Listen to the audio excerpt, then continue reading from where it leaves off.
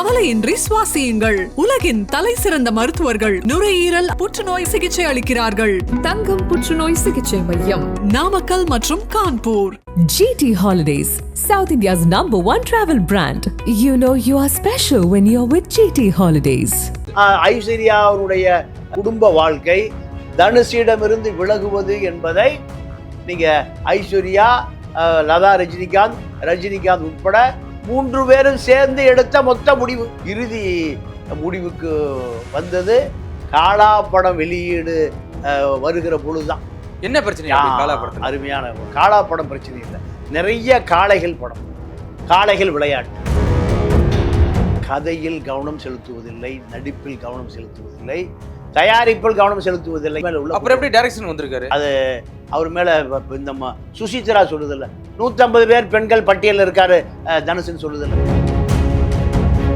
பழம் இவ்வளவு பெரிய பழம் இருக்கும், ஜூஸ் எவ்வளவு இருக்கும், ஒரு டம்ளர் புளிஞ்சா அவ்வளவுதான். அப்ப என்னன்னா விக்னேஷ் சிவனும் நயன்தாராவும் லவ்வ வளர்த்துறதுக்கு 12 கோடி செலவு, 16 கோடி செலவுங்கிறாங்க. 16 கோடி லாஸ் இருக்கிறாங்க. ஆமா, 4 கோடி 12 கோடி ஒரு படத்துல 10 படம் வந்திருக்கு. அப்ப எவ்வளவு ஆச்சு? 150 கோடி போச்சு. கண்டிப்பா 150 கோடி வட்டி குட்டி ஆகும்போது 500 கோடி கணக்கு. சரியா? சினிமால மீட்டர் வட்டி. காலையில் ஒரு வட்டி, சத்தியான ஒரு வட்டி, சாயங்காலம் ஒரு வட்டி. ஊட்டி கழிச்சு எல்லாம் பார்த்து ஐஸ்வர்யா தெருவில் நிற்பான், ஐஸ்வர்யா பசங்க முட்டி சந்தல் நிற்பான். தனுஷை நம்பினாள். அப்ப தனுஷ் சம்பாதிக்கவே இல்லையா? அப்படியா? எல்லாம் ஊதாரியம் போச்சு.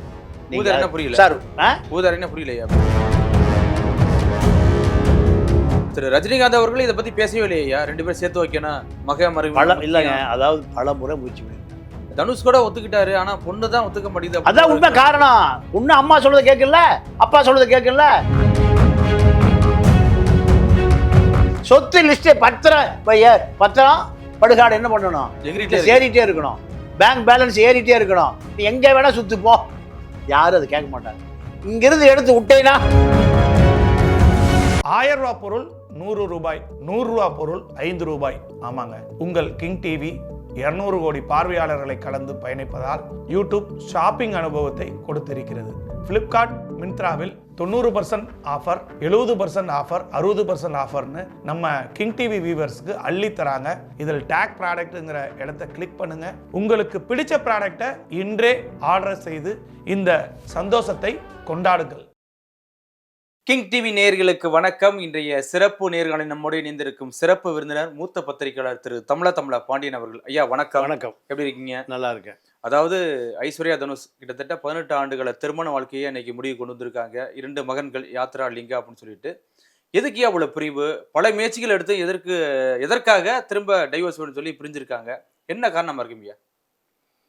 நீதிமன்றத்தை பொறுத்தவரை 1 வருட காலம், அதாவது மிகுந்த கவனம் எடுத்துக்கொண்ட வழக்கு. நீதிமன்றத்தை பொறுத்த வரைக்கும் ஏழை குடும்பம் நீதிமன்றத்துக்கு போனாலும் சரி, குடும்ப நல நீதிமன்றத்துக்கு போனால் 1 வருட காலம் அந்த நீதிமன்றம் தாமதிக்கும். பல வாய்தாக்கள், பல கவுன்சிலிங்கள், இப்படி ஒரு குடும்ப உறவை முறித்து விடக்கூடாது. அவர்கள் மனம் மாறுவதற்கு 1 வருட காலம் அவகாசம் டைம் கொடுக்குறாங்க. பல நீங்கள் நீதிபதி 2 பேரையும் அனுமதித்து 2 பேருக்கும் அறிவுரை சொல்லுவாங்க. நீங்கள் அதில் ரொம்ப மூத்த சீனியர் ஒரு 50 வயதை கடந்த பெண் நீதிபதிகள், ஆண் நீதிபதிகள் தான் இருப்பாங்க. ஏன்னா இளம் வயது நீதிபதிகள் அதில் இருப்பதற்கான வாய்ப்புகள் இல்லை. கண்டிப்பாக. அப்போ என்ன காரணம்னா, இந்த முறிந்த உறவை முறிந்துதான் கோர்ட்டுக்கு வராங்க. எப்படியாவது சரி செய்ய முடியுமா, ஒட்ட வைக்க முடியுமா, இதற்கான இத்தனை முயற்சிகள். மனசு மாறுவாங்க. ஆனா இந்த முறிவு என்பது 3 வருடங்களுக்கு முன்பே முடிவு செய்யப்பட்ட முடிவு. எது? இந்த ஐஸ்வர்யா அவருடைய குடும்ப வாழ்க்கை தனுஷிடமிருந்து விலகுவது என்பதை நீங்க ஐஸ்வர்யா, லதா, ரஜினிகாந்த் உட்பட 3 பேரும் சேர்ந்து எடுத்த மொத்த முடிவு. இது எப்ப எடுத்த முடிவுனா, காலா படம் ரிலீஸ் ஆகுது இல்ல? ஆமா. காலா படத்தினுடைய தயாரிப்பாளர் தனுஷ். அதுல காலா படத்துல ரஜினிக்கு சம்பளம் 150 கோடி. இத்தனை விஷயங்கள் இறுதி முடிவுக்கு வந்தது காலா படம் வெளியீடு வருகிற பொழுதுதான். என்ன பிரச்சனை அப்படி காலா படத்துல? அருமையான காலா படம் பிரச்சனை இல்லை, நிறைய காளைகள் படம், காளைகள் விளையாட்டு. இதுல புரியலையா? என்ன, அதாவது தனுஷை பொறுத்த வரைக்கும் சொந்த தயாரிப்பு படம், ரஞ்சித்தை வச்சு தான் அந்த படம் காலா படம். ஆமா, பல கோடி ரூபாய் நட்டம். சொந்த தயாரிப்புல இன்னொரு விஷயம் என்னன்னா, இப்ப பரபரப்பா பேசப்படுகிற நானு ரவுடி. ஆமா, நானு ரவுடிய தயாரிப்பாளர் தனுஷ் தான். அதுல 4 கோடி தான் பட்ஜெட்டு. இந்த 4 கோடி பட்ஜெட் 16 கோடியா மாறிடுச்சு. ஏன்னா தன்னுடைய லவ்வை நீட்டிப்பதற்காக படப்பிடிப்பு நீட்டிட்டே இருக்காரு விக்னேஷ் சிவன். அப்ப இதெல்லாம் தயாரிப்பாளர் தான் கண்காணிக்கணும். கண்டிப்பா. யார் தயாரிப்பாளர்? தனுஷ். 4 கோடி பட்ஜெட்டு நானு ரவுடி 16 கோடியா போயிட்டு இருக்கு. அப்போ 16 கோடி இழப்பு யாருக்கு? தயாரிப்பாளரான தனுஷுக்கு. இல்லையா, 3 மடங்கு அப்படி போயிட்டு இருக்கு. தனுஷுக்கு தெரியாதா? தெரியல, அதான் டைவர்ஸ் நான் சொல்றேன். அப்போ இப்படி பல கோடி ரூபாய் கடன் ஆகி போச்சு தனுஷுக்கு. எவ்வளவு கோடி? பல கோடி கடன் ஆகி போச்சு. அப்போ நான் சூத்திரத்தை சொல்றேன். பழம் இவ்வளவு பெரிய பழம் இருக்கும், ஜூஸ் எவ்வளவு இருக்கும்? ஒரு டம்ளர் புளிஞ்சா அவ்வளவுதான். அப்ப என்னன்னா, தனுஷ புளிஞ்சிட்டாங்க. பல கோடி ரூபாய் இழப்பு. கடன் கொடுத்தும் பூரா எங்க போறான்? ரஜினி வீட்டுக்கு, மாமனார் வீட்டுக்கு. ஏன்னா மாமனார் ஒரு பெரிய பர்சனாலிட்டி, பல ஆயிரம் கோடி வச்சிருக்காரு. பூஜை போட்டால 150 கோடி எடுத்துட்டு வீட்டுக்கு எடுத்துட்டு போயிடலாம். வியாபாரம் ஆயிரம். படம் பூஜை போட்டால எப்போ ஒரு 10-15 வருஷங்களுக்கு முன்பு சூப்பர் ஸ்டார் தயாரிப்பாளருக்கு எவ்வளவு லாபம்னா, படம் பூஜை போட்டால 100 கோடி ரூபாய் லாபம், ரஜினிக்கு 150 கோடி ரூபாய் சம்பளம். இதுதான் நிலைமை. அப்போ இந்த பணம் பூரா தனுஷால் இழக்க போறார் யாரு? ஐஸ்வர்யா. ஐஸ்வர்யாவுக்கு பாதி சொத்து வரும். ரஜினியுடைய பாதி சொத்து ஐஸ்வர்யா, தனுஷ் ஐஸ்வர்யா சௌந்தர்யா 2 பேருக்கு பாதி சொத்து. அப்போ கடன்காரன் பூரா எப்படி கண்ணி வச்சுட்டு இருக்கிறான்? எவ்வளவு கடன் கொடுத்தாலும் வாங்கிக்கிறாயா? யாருக்கிட்ட? மாமனார்கிட்ட. நீங்க ஒரு 20 வருஷத்துக்கு முன்பு ஏவிஎம் ஸ்டுடியோல தளம் 3 தளம் 4 ரஜினி படம் ஒரு ஷூட்டிங்கு. அதே ஃப்ளோரில் கீழே கஸ்தூரி ராஜா ஒரு ஷூட்டிங் படம். அந்த வழியை நடந்து போகிறார். போகும்போது போய் சம்மந்தி இப்போ பார்க்குறாரு, ஷூட்டிங் நடந்துட்டுருக்கு, இப்போ சிறப்பாக பண்ணுங்க, இவர் தான் என்னுடைய ஃபைனான்சியர் போத்ரான்னு ஒருத்தர் இருந்தால் தெரியுமா? ஆமாம். அந்த போத்ராவை அறிமுகப்படுத்துகிறாரு. அப்போ ஒரு நிமிஷம் உட்காந்து ஒரு டீ குடிச்சிட்டு, இஞ்சி டீ குடிச்சிட்டு ஒரு போட்டோ எடுக்கிறார். யார்? பாத்ரா. இந்த போத்ரா நான் தான் ஃபைனான்ஸ் பண்ணுறேன். கஸ்தூரி ராஜாவுக்கு நல்ல மனிதர், வாங்கின கடனை நாணயமாக கொடுத்துருவார், ஒரு நல்ல உதவி செய்யுங்க, பல படங்கள் எடுக்கணும் அவர். இப்படி சொல்லிட்டு டீ குடிச்சிட்டு போயிடுறாரு. ஒரு 2-3 வருஷம் ஆகுது, பணம் கொடுக்கல. யாரு? கஸ்தூரி ராஜா லாஸாக போயிட்டாரு. வக்கீல் நோட்டீஸ் யாருக்கு போகுது? ரஜினிக்கு போகுது. என்ன காரணம்? இவரு கடன் கொடுக்க சொன்னாரு. வழக்கு நடந்தது ஹைகோர்ட்ல. இவர் கடன் கொடுக்க சொல்லி தான் நான் கொடுத்தேன். அப்போ அவர் சொல்ல, நான் ஆவணம் சொல்லலை, செக்கில் கையெழுத்து போடல, டாக்குமெண்ட் கொடுக்கல, போற போக்கில் சொல்லிட்டு போனேன், அவ்வளோதான். இது நல்ல ஒரு கலைஞன், பரவாயில்ல, நல்ல சொல்லி, இதுக்கு நான் எப்படி கொடுக்க முடியும்? இதுதான் நீதிமன்றம் அந்த வழக்கை முடித்து வைத்தது. இப்போ போற போக்கில் சொல்லிட்டு போனதுக்கே வக்கீல் நோட்டீஸ் வந்துருச்சு.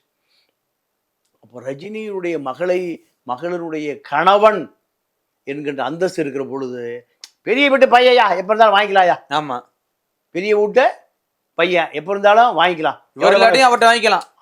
அப்படி ஒரு நீங்க ஒரு குடும்பத்துல 3 பேர் இருப்பான். 2 பேர் சின்சியரா தொழில் பார்ப்பான், ஒருத்தன் ஊதாரியா இருப்பான். அப்ப என்ன, சரி விடியா அவங்க அப்பாட்ட போய் வாங்கிக்கலாம். ஸோ ஊர்ல சொல்றது இல்லையா? கண்டிப்பா. இதே நிலைமை யாருக்கு? தனுஷுக்கு. என்ன பட்டியல் சொல்றேன் பாருங்க. நானே வருவேன், செல்வராகவன் டைரக்ட்ல ஒரு படம் ஊத்திக்குச்சு, கடுமையான நட்டம். அடுத்து கேப்டன் மில்லர், பிரியா மோகன் நடித்த படம், சத்யஜோதி ஃபிலிமில் ஆமா. பெரிய பெரிய லேபிள். டிஜி தியாகராஜன். ஆரம் வீரப்ப மருமக, எம்ஜிஆர் கணக்கு புள்ள படம், மில்லர் படம் ஊத்திக்கிச்சு. சரி, அடுத்து வாத்தின்னு ஒரு படம், சார் தெலுங்கு படம், அந்த படம் போனியே ஆகல. கவனம் செலுத்துவதில்லை, நடிப்பில் கவனம் செலுத்துவதில்லை. ஜெகமே தந்திரம், கார்த்திக் சுப்புராஜ், ஆமா, ஆற்ற பிளாப், கொஞ்ச நஞ்ச பிளாப் இல்லை. கதையில் கவனம் செலுத்துவதில்லை, நடிப்பில் கவனம் செலுத்துவதில்லை, தயாரிப்பில் கவனம் செலுத்துவதில்லை. இதான் தனுஷ் மேல உள்ள. அப்புறம் எப்படி டைரக்ஷன் வந்திருக்காரு? அடுத்து ஹாலிவுட்ல ஒரு படம், கிரே மேன் ஒரு படம். அந்த படம் ரிலீஸ் ஆச்சுன்னா ஹாலிவுட் ரேஞ்சுக்கு போயிடுவார் தனுஷ். பிரசாத் லேபில் பெரிய செட்டு படம் ரிலீஸ். அப்போது எல்லாத்துக்கும் பிரமாண்டமான விருந்தெல்லாம் ரெடியாக இருக்குது. அந்த படம் இந்தியாவில் ரிலீஸ் ஆகலை. என்ன காரணம்? என்ன காரணம்? அந்த கம்பெனி வந்து உப்மா கம்பெனி. இப்போ ஹாலிவுட்லேயே உப்மா கம்பெனி. ஆமாம், இருக்குல்ல. அப்போ இந்த கம்பெனியை பற்றி இந்த படம் ரிலீஸ் ஆகுமா ஆகாதா, இவருக்கு என்ன பின்னணி, இதெல்லாம் பார்த்துல நீங்கள் ஒரு படத்தை கமிட் ஆகணும். ஆனா சம்பளம் வாங்கியிருப்பார் இல்லையா? சம்பளம் வாங்கியிருப்பார்ல அந்த படத்துக்கு. சம்பளம், சிறப்பு விருந்தினர். இந்த படத்துல ஒரு பேர் வந்துன்னா அடுத்து ஹாலிவுட்ல பிரம்மாண்ட பேர் வரும், கமிட் ஆகுங்கிறதுக்காக முதல் படம், அதாவது கெஸ்ட் ரோல் இது. அடுத்து கர்ணன், மாரி செல்வராஜ் அடித்த முதல் படம். கலைப்புலி தானு தான் தயாரிப்பு. தனுசு படம் பெரிய லாபம் கலைப்புலி தானுக்கு. தானுவே கழுதைய குதிரைன்னு ஊத்துருவார், பெயிண்ட் அடிச்சு என்ன பண்ணுவார்? ஆமா, நீங்க இது குதிரைங்க, அரபிய குதிரை இப்படி தாங்க இருக்கும், ஆஸ்திரேலியா குதிரைங்கன்றுவார். யாரு? கலைப்புலி தானு. வியாபார தந்திரம் உள்ளவர், நல்ல யுக்தி உள்ளவர். அவரே அந்த கர்ண படத்தை ஒன்றும் ஓடலை. இப்படி அடுத்து லதா ரஜினிகாந்தை பொறுத்த வரைக்கும் என்ன பண்ணுவாங்கன்னா, அந்த அம்மா ரஜினி வச்சு ஒரு படம் ஃபிக்ஸ் பண்ணும்போது மகளுக்கு ஒரு படம் ஃபிக்ஸ் பண்ணிடுவாங்க. அதான் VIP 2. அதில் வந்து ஐஸ்வர்யா தான் டைரக்டர். காலா படம் ஊற்றிக்கிச்சு, VIP 2 ஊற்றிக்கிச்சு, பல கோடி நட்டம். அடுத்து நீங்கள் அந்த VIP 2ல் தான் இந்த குழுவிலேருந்து அனிருத்தை சண்டை போட்டு வெளியே போகிறார். ஓ, இந்த தனுஷ். தனுஷ், ஐஸ்வர்யா, அனிருத், இந்த கும்பலை சண்டை போட்டு வெளியே. ஏன்னா கதையில் கவனம் செலுத்தலை, இசையில் கவனம் செலுத்தலை. ஒவ்வொரு நீங்கள் வேற எதுல தான் கவனம் செலுத்துறாரு? அது அவர் மேலே இந்த சுசித்ரா சொல்லுதில்ல, 150 பேர் பெண்கள் பட்டியலில் இருக்காரு தனுஷுன்னு சொல்லுதில்ல. நீங்கள் வதந்திகள் 100% உண்மையாக இருக்காது, 100% பொய்யாகவும் இருக்காது. உண்மைதான். நீ கிராமத்தில் தான் சாதாரணமாக சொல்லுவாயோ, நெருப்புலாம் எப்படியா புகையும், வைக்க போரில் புகை வருதுன்னா நெருப்பு வைக்காம எப்படியா? நெருப்பு சின்ன கங்காது இருக்கணும். அப்போ சுசித்ரா சொல்ற 150 பட்டியல், அப்புறம் அடுத்து அது ஆராய்ச்சிக்கு நம்ம அப்புறம் பின்னாடி பார்த்துக்குவோம். இப்போ நீங்க 400 ரவுடி படம், தனுசு தயாரிப்பாளர், 4 கோடி பட்ஜெட், 16 கோடிக்கு போச்சுடா. நீ என்ன பண்ணிட்டு இருந்த? இல்லை கடனை ரஜினி போட்டு வாங்கிக்கலாம், ரஜினி போட்டு வசூல் பண்ணிக்கலாம்னா. விக்னேஷ் சிவனும் நயன்தாராவும் லவ்வை வளர்த்துறக்கு 12 கோடி செலவு, 16 கோடி செலவுங்கிறாங்க. இல்ல பட்ஜெட் 4 கோடி, 3 மடங்கு 3 மடங்கு. அப்போ 4.5 கோடி வரும்போது நிறுத்தியா படத்தை? ஃபர்ஸ்ட் காப்பி 4 கோடி தானே, இப்படி 50 லட்சம் அதிகமாக போச்சு. அப்போ விக்னேஷ் சிவன் என்ன யார் பணத்தில் லவ் பண்றாரு? தனுஷ் படத்தில் லவ் பண்றாரு. ஒவ்வொரு சீனையும் 4 தடவை எடுக்கிறாரு. ஏன்? நயன்தாரா சிறப்பாக வரணும். யார் பணம்? அப்போ அதிலையும் கவனம் செலுத்தலை. இப்படி தொடர் புகார் வருது. புகார் வருகிற பொழுது லதா என்ன பண்ணுது? ரஜினிகாந்த் கொண்டு போகுது, இவர் நம்ம சொத்தை பூரா அழிச்சிருவார். ஏன்னா பல அன்பு செழியன் இருக்கிறான், பல அன்பு செழியன். எப்படி இருக்கான் காத்துட்டு? ஐஸ்வர்யாவுக்கு பாதி சொத்து வரும். பொண்டாட்டி தானே? ஆமா, பொண்டாட்டிக்கு பாதி சொத்து வரும், அதில் வாங்கிக்கலாம். இந்த திரைப்படத்துறையில் இந்த கணக்கை லதாவுக்கு போகுது. பல கடன்காரன் லதாட்ட போய் கேட்குறான், எங்க உங்கள் மாப்பிள்ளை பணம் கொடுக்க மாட்டேங்கிறாரு, வக்கீல் நோட்டீஸ் அனுப்ப போகிறோம், இல்லைன்னா நாங்கள் நேராக ஐஸ்வர்யா வீட்டுக்கு வர போகிறோம். ஒரு முறை சௌந்தர்யா ஒரு கடன் வாங்கி ஒரு வட இந்தியா கம்பெனி நீங்கள் ரஜினி வீட்டை அடித்து நொறுக்குனா, கேள்விப்பட்டீங்களா? பெரிய சண்டை, போலீஸுக்கெல்லாம் போச்சு. சௌந்தர்யா ஒரு கார்ட்டூன் படம் எடுத்து ஃபைனான்ஸு ஒரு 5 கோடி ரூபா ஃபைனான்ஸ் வட்டி குட்டியெல்லாம் போட்டு 15 கோடி ஆகி ஒரு பெரிய கோச்சரியான படம் கோச்சடியான் படம். ரவுடிகளோட போய் அடிச்சு நொறுக்குறாங்க ரஜினி வீட்டில். அப்போ இது ஒரு சண்டை. தனுஷுக்கு ஒரு 50 ஃபைனான்ஸ் இருக்கான், எல்லாம் கடங்கார. அப்போ ரஜினி வீடு என்ன ஆகும்?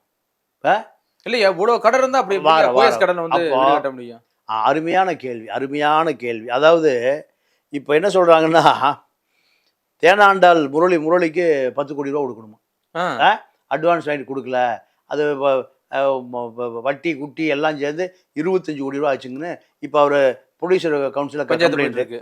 சத்யஜோதி ஃபிலிம்ஸு ஒரு ஃபைனான்ஸு அவங்க ஒரு அட்வான்ஸ் வாங்கிட்டு அது வட்டி குட்டியோட 25 கோடி ஆகி 50 கோடி ஆகிட்டு இருக்கு. அடுத்து 5 ஸ்டார் கதிரேசன், அவருக்கு வட்டி குட்டி முட்டி அவர் இப்போ கணக்கு பார்த்தா வீடு கட்டின காசுக்கு கடனை சரியா இருக்கு. இந்த வீட்டை நீ எப்போ கட்டியிருக்கணும்? கல்யாணம் பண்ணப்ப கட்டியிருக்கணும் சிக்கனமா, இல்லை பையன் பிறந்து பண்ணியிருக்கணும். எப்போ பண்ணுற? டைவர்ஸ் ஆகும்போது ஒரு பில்டப்பு. எதுக்கு? நானும் பாய்ஸ் கடலை கட்டி வச்சிருக்கேன்னு ஒவ்வொரு செங்கலை உருவிட்டு போயிடுவான். இப்போ கணக்கு வீடு எவ்வளோ இருக்கோ அதே அளவுக்கு நீ அட்வான்ஸ் வாங்கிட்டு அவனுக்கு வீட்டை கட்டிட்ட. இல்லையா அப்போ தனுஷ் சம்பாதிக்கவே இல்லையா? அப்படியா? எல்லாம் ஊதாரியா போயிடுச்சு. புரியல சார், ஊதாரின்னா புரியலையா? அப்படி நீங்க நம்ம சுசித்ரா சொல்ற கதை தான். விருந்து நடக்கும், 150 நடிகைகள் கலந்துக்குவாங்க. பண்ணை வீட்டில் விருந்து, கோவாவில் விருந்து, மும்பையில் விருந்து, பல நடிகைகள் தொடர்பில் இருப்பாங்க, பல நடிகைகளோடு கூத்தடிப்பார். ஒரே நீங்கள் விக்னேஷ் சிவன் நயன்தாராவை காதலித்து கைப்பிடிப்பதற்கு யாருடைய பணம்? தனுஷோட பணம் தான். எத்தனை கோடி?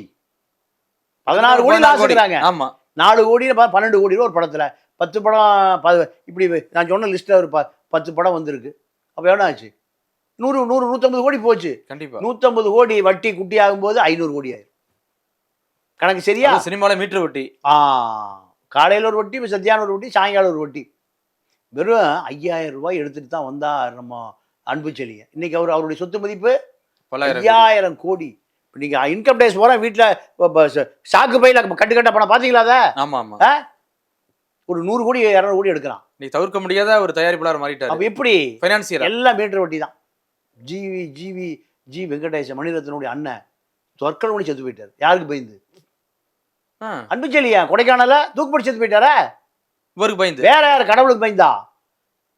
பம்பாயில் பால் தாக்கரை பார்த்து சமாதானம் பேசி பம்பாய் படத்தை ரிலீஸ் பண்ண இந்த மணிரத்னத்துடைய அண்ணன் ஜி வெங்கடேசன் தூக்குப்படி செத்து போயிட்டார். அப்போ ஒரு சசிகுமாரோடைய அதே கதை தான். அன்புச்செழியனுக்கு பயந்துதான். அப்போ அன்புச்செழியன் கும்பல் எங்க முற்றுகையிடும்? ரஜினி வீட்டை முற்றுகையிடும்.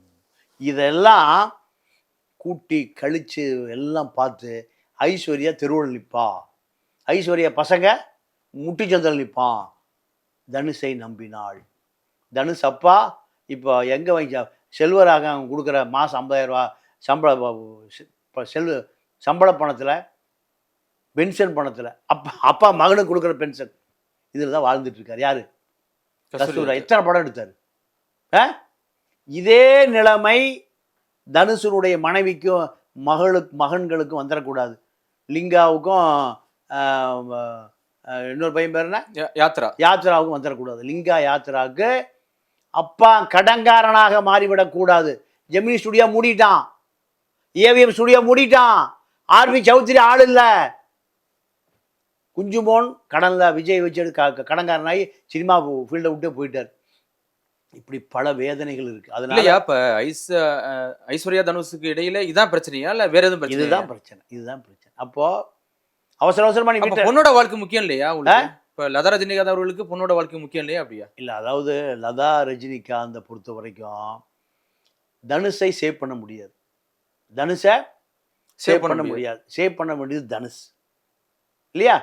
அப்போ தனுஷனுடைய மனைவி 2 மகன்களை பாதுகாக்க வேண்டிய கடமை அம்மா அம்மா அப்பாங்கிற முறையில் ரஜினிக்கும் லதாவுக்கும் அந்த கடமை இருக்குது. அப்போது எதிர்காலத்தில் இந்த சொத்துக்களை காப்பாற்றுவதன் மூலம்தான் இவர்கள் 3 பேருக்குமான எதிர்கால சந்ததிகளுக்கான வாழ்க்கையை உத்தரவாதம் கொடுக்க முடியும். இப்போ இன்னொரு 10 வருஷம் இவர்களோடு இருந்தால் இந்த சொத்து பூரா கடன்காரனுக்கு தான் போயிடும்.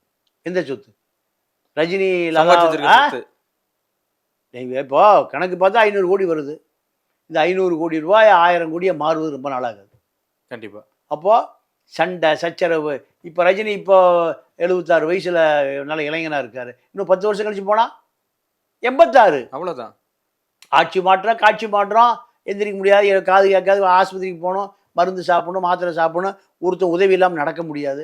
இதில் போய் எப்படி பஞ்சாயத்து பண்ண முடியும், சண்டை பிடிக்க முடியும், சொத்தை காப்பாற்ற முடியும், கோர்ட்டுக்கு போக முடியுமா? அப்போ ஒய்ஜி குடும்பம். ஆனால் இப்போ திரு ரஜினிகாந்த் அவர்கள் இதை பற்றி பேசவே இல்லையா? 2 பேரும் சேர்த்து வைக்கணும், மக மருமகன் இல்லைங்க. அதாவது பல முறை முயற்சி பண்ணியிருக்காங்க. இதெல்லாம் இப்போ கடந்த காலத்தில் பல முறை முயற்சி பண்ணி இது இவர்கிட்ட எந்த விதமான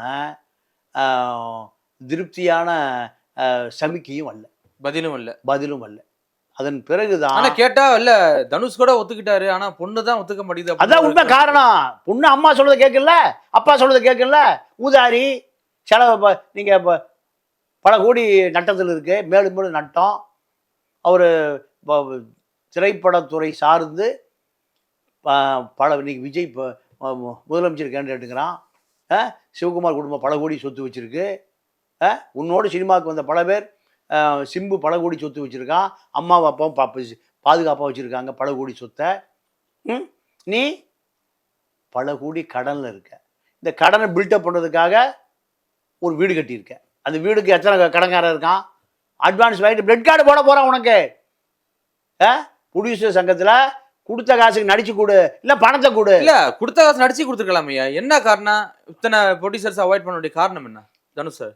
எல்லாம் சுகபோகமான உல்லாசமான வாழ்க்கையில் நீங்கள் திரைப்படத்துறையில் கவனம் செலுத்தக்கூடிய அளவுக்கு நேரம் ஒதுக்குவதில்லை.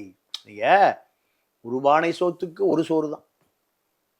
விக்னேஷ் இவன் படத்துலேயே 16 கோடி நட்டம்னா இப்போ எல்லா கதையும் இப்படித்தானே இருக்கும். மாமா காலிச்சிட்டே சொதப்பலாக போச்சே, காலா படமே சொதப்பலாக போச்சு. அப்போது காலையிலேருந்து ராத்திரி வரைக்கும் சிந்திக்கிறவன் தான் சினிமாவில் ஜெயிக்க முடியும். சினிமா என்பது கொஞ்சம் விட்டு அவ்வளோதான். அதாவது நீங்கள் ஏவிஎம் நிறுவனமே மூடிட்டு போயிட்டான். நீங்கள் அந்த காலத்திலேயே உருண்டையே சுத்துற இருந்துச்சு. அந்த வெளியில சுத்துற அந்த உருண்டை தானே மதிப்பு. ஆமாம். என் மெட்ராஸ் வந்த முறை ஏவிஎம் ஸ்டுடியோவில் அந்த உருண்டையை பார்த்தானா ஏவிஎம் ஸ்டுடியோ பாட்டு வந்துட்டாங்குவான்.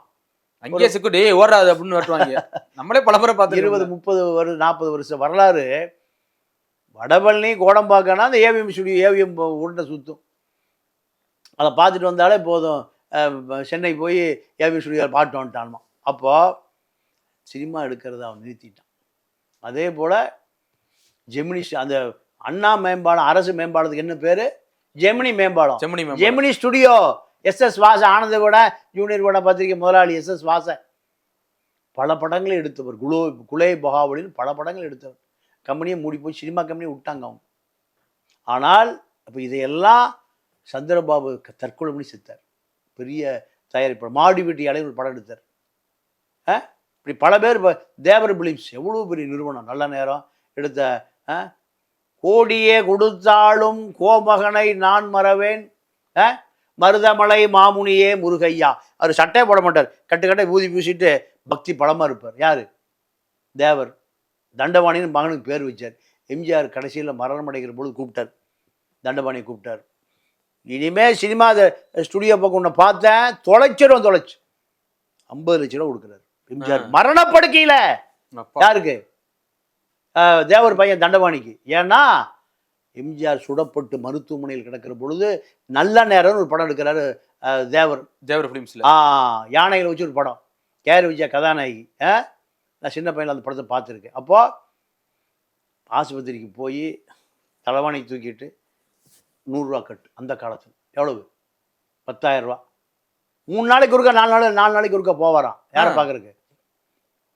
எம்ஜிஆரை பார்க்குறக்கு. தேவர் போகிற போதெல்லாம் தலைவாணி தூக்கிட்டு கட்டு வச்சுட்டு போவாராம். இந்த நன்றி கடனுக்காக என்ன பண்ணாரு, தேவர் செத்து போயிட்டார், பையனை கூப்பிட்டார், படம் எடுத்து பல கோடி கடை, தலைமறைவு, கடன்கார முறை துரத்துறான். எம்ஜிஆருக்கு தகவல் தெரியுது. தேவர் பையனுக்கு இப்படி ஒரு நிலைமையா? தண்டபாணியை கூப்பிட்டு எல்லாம் கடன்காரெல்லாம் கூப்பிட்டாரு. எவனாவது கடன் கேட்டார், வீட்டுக்கு போனீங்கன்னு பிடிச்சாலும் உள்ளே போட்டுருவேன். இந்த 50 லட்ச ரூபா நேராக கோயம்புத்தூர் ரயில் ஏறு, எங்கே போய் மருதமலையில் செட்டில் ஆயிரு, இந்த பக்கம் வரக்கூடாது இப்படி சொல்லி அனுப்பிச்சார். தேவருக்கே இந்த நிலைமைனா நீங்கள் 24, அதாவது அவர் சொல்கிறாரு, என்னுடைய சினிமா கம்பெனிக்கு பெண்களே வரக்கூடாதுன்னு வச்சுருந்தார். யார்? தேவர். அவ்வளவு கட்டுப்பாடான ஆள். ஒரு பெண் இவருடைய அலுவலகத்துக்கு போகிறத மாடியிலிருந்து தேவருடைய மனைவி பார்க்குது. 3 நாளாக பேசலையாம் கணவன்கிட்ட. பெண்களே வரக்கூடாதுன்னு சொல்லி ஒரு பெண்ணு போச்சு, யாருன்னு 3ஆவது நாள் கேட்டாராம். அப்போ சொன்ன, எனக்கு யாருன்னே தெரியாதுமா, சினிமா வாய்ப்பு கேட்டு என்னுடைய அலுவலகத்துக்கு வந்தது, நான் புத்தி சொல்லி அனுப்பிட்டேன், இதுதான் நடந்தது, எனக்கு அந்த பொண்ணுக்கு தொடர்பே இல்லை. யார் சொல்கிறா? தேவர். இப்படியெல்லாம் இருந்த தயாரிப்பாளர்களே கம்பெனி என்னாச்சு? திவாலாகி போச்சு. அப்போது தனுஷனுடைய நிலைமை, விக்னேஷ் சிவனும் நயன்தாராவும் லவ் பண்ணுறதுக்கு 16 கோடி ரூபா செலவாயிருக்கு.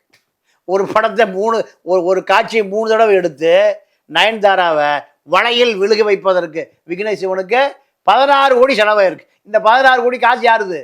தனுஷோடது. அப்போ இது எல்லாம் தெரிந்து கொண்ட ஐஸ்வர்யா, ரஜினி, லதா ரஜினிகாந்த் எடுத்த முடிவு சரியான முடிவு தானே. அப்போ ஐஸ்வர்யா தனுஷ் டிவோர்ஸுக்கு காரணம் இதாங்கிறீங்களா? இதுதான், வேற எந்த காரணம் இல்லையே. வேற என்ன காரணம்? சினிமா துறையை பொறுத்த வரைக்கும் வீட்டில் நல்ல கணவனாக, நல்ல சொத்து வாங்கி குவிக்கிற ஒரு ரெசார்ட்டு ஈசிஆர் ரோட்டில், அதே போல் ஊட்டியில் ஒரு எஸ்டேட்டு, கொடைக்கானலில் ஒரு பங்களா, இப்படி வாங்கி குவிச்சிட்டே போனீங்கன்னா எந்த பொம்பளையும் நீ யாரோடைய சொத்து லிஸ்ட்டே பத்திரம் படுகாடு என்ன பண்ணணும்? ஏறிட்டே இருக்கணும், பேங்க் பேலன்ஸ் ஏறிட்டே இருக்கணும், நீ எங்கே வேணால் சுற்று போ, யாரும் அதை கேட்க மாட்டாங்க. இங்கிருந்து எடுத்து விட்டேன்னா என்ன ஆகும்? சொல்லி முடிச்சிடும். குடும்பம் குழப்பத்தில் வந்துடும். குடும்பம் குழப்பத்துக்கு எங்கேயோ மேய்ச்சிக்கியா, என்னமோ பண்ணிக்க, ஆனால் இங்கே நிரம்பிட்டே இருக்கணும், பீரோ நிரம்பிட்டே இருக்கணும். இதுதான் சினிமாக்கார ஸ்டைல். அப்போ இங்கே என்ன ஆகுது? எப்பவுமே ஒரு குடும்பத்தில் குழப்பம் வருதுன்னா அதனால தான் அவோ ஆண் சரியில்லைன்னா அவ்வளோதான், கும்மி அடிச்சிடும். அப்போ அந்த குடும்பத்தை தூக்கி நிறுத்துற என்னுடைய தாய், என்னுடைய மனைவி, இவர்களெல்லாம் நான் அனுபவத்தில் பார்க்குறேன்னா இல்லையா? கண்டிப்பாக. அப்போ பல தவறுகளை, பல கோபம், தாவம், வெளியில் கடன் பிரச்சனை, வெளியில் இப்போ பல நாளாக கண்ணீர் விட்டுறனால சொல்ல முடியுது. அவ்வளோ விஷயம் என்னுடைய மனைவி. வறுமை, கல்யாணத்துக்கு போனோம்னா நகையெல்லாம் கல்யாணத்துக்கு வரமாட்டாங்குவா. நெருங்கிய நண்பன். இப்போ நீங்கள் அந்தோனி கூப்பிடுறீங்க, நம்ம ராஜேஷ் கூப்பிடுறாரு, எனக்கு 20 வயசு 25 வயசு, நான் கல்யாணம் பண்ணது 38 வயசில் கல்யாணம் பண்ணேன். அப்போது கல்யாணத்துக்கு போகலாம், என் நகையே இல்லை, வரமாட்டேங்குவா. அப்போ என்ன பண்ணுறது? சண்டை வரத்தானே செய்யும். கண்டிப்பாக. ஆனாலும் அதையும் மீறி கவரை நகை போட்டு வருவான். எல்லா குடும்பம் அப்படித்தான். எல்லா குடும்பமே நீங்கள் கடைசி வடிகால் யாருன்னா பெண்கள் தான். தவறு முழுக்க தனுஷ் மேலே தான். அப்போ தனுஷனுடைய விவாகரத்துக்கு காரணமே அவருடைய ஊதாரித்தனமான செலவுகள், திரைப்படத்துறையில் போதிய கவனம் செலுத்துவதில்லை, தயாரிப்பு செலவுகளை கட்டுப்படுத்துவதில்லை. இதெல்லாம் அன்னைக்கு மிகப்பெரிய கடனாக நிற்கிது மாறி. இப்போ தயாரிப்பாளராக தேவையில்லாமல் வந்துட்டாருங்கிறீங்களா? அப்படி தயாரிப்பாளராக தேவையில்லாமல் வந்துட்டாரு. நீங்கள் தேவையா தேவையில்லை அவர்களை முடிவு பண்ணணும். தேவையா தேவை. நீங்கள் மாமனாரும் கால் ஷீட் கொடுக்குறாரு, எப்போ இவ்வளோ கடன் இருக்குது, இந்த கடன்லாம் அடைச்சிருப்பா, அதான் காலால தனுஷுக்கு ஒரு பாக்கியம்ல கொடுத்து. அப்போ அந்த கடனையா மீறி நீ ஒரு 500 கோடி சேர்த்துருக்கணுமா இல்லையா? பல விஷயங்களை பல மணி நேரம் பேச முடியும். நம்ம அது குடும்பத்துக்குள்ள பல விஷயங்களை நம்ம எடுத்து கொடுக்கூடாது. டைவர்ஸ் ஆகி போச்சு, அது ஒரு வேதனையான விஷயம்தான். ஒரு குடும்பம் பிரிந்தது என்பது நமக்கெல்லாம் சந்தோஷம் கிடையாது. ஏன் பிரிந்தேங்கிற காரணத்தை நம்ம அலசுறோம். கண்டிப்பா. இது போன்ற இது போன்ற எந்த குடும்பமா இது போன்று நடந்து விடக்கூடாது. ஆண்கள் அதை திருத்தி கொள்ள வேண்டும் என்பதற்காகத்தான் நம்ம இந்த விஷயத்தை பேசணுமே தவிர இதுக்கு நமக்கு எந்த உள்நோக்கமும் இல்லை. இப்போ இந்த 2 பசங்களே யாரு கூட இல்லை போறாங்க? அது அம்மா கூட தான்.